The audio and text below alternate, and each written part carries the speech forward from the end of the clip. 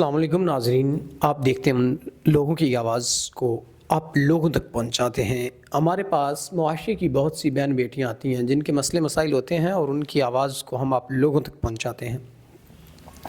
یہ بہن میرے ساتھ موجود ہیں، ان کے کافی معاملات ہیں اور بہت برے حالات سے گزر کے یہ ہمارے پاس آئیں، تو آئیے ہم اپنا ایک اخلاقی فرض سمجھتے ہیں ان کی آواز کو آپ لوگوں تک پہنچانا، تو آئیے ان کے جو بھی معاملات ہیں آپ لوگوں تک پہنچاتے ہیں۔ السلام علیکم۔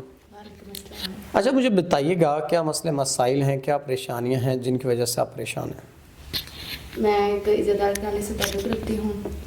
میری والدین میرے والد صاحب ہمیشہ آپس میں جھگڑتے رہتے تھے۔ میری والدہ نے پہلے تو بہت صبر کیا، لیکن بعد میں میری والدہ صبر نہ کر سکی۔ میری والدہ نے ہمیں چھوڑ دیا اور اسی جھگڑے میں آتی ہی گھر چھوڑ دیا، وہ کہیں چلی گئی۔ اور اس کے بعد میری والدہ کے گھر چھوڑنے کے بعد کچھ دن بعد میرے والد صاحب بھی بہت بیمار ہو گئے، ہمیں کما کر دینے والا کوئی نہیں تھا۔ اور جب میرے والد صاحب بھی بیمار ہو گئے تو اس کے بعد پھر میں اپنے گھر سے نکلی کمانے کے لیے۔ جب میں نے کمانے کا فیصلہ کیا، گھر سے باہر نکلی تو لوگوں نے طرح طرح کی باتیں کی، طرح طرح کے شخص جب میں گھر سے باہر نکلتی تھی ہر کوئی راستے پہ دیکھتا تھا، لوگوں نے طرح طرح کی باتیں کی، طرح طرح کے الزام لگائے، تو لہٰذا میری زندگی بہت مشکل ہے، میں بہت پریشان ہوں۔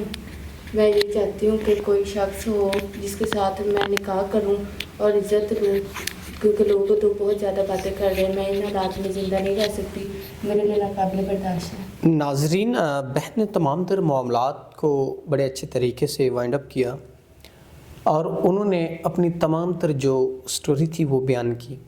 واقعی بات ان کی حقیقت پر مبنی ہے کہ معاشرے میں لوگ جینے نہیں دیتے اور ہمیں اپنی سوچ کو بدلنا ہوگا، اپنی سوچ کے معیار کو بدلنا ہوگا، تب جا کے کوئی تبدیلی آ سکتی ہے۔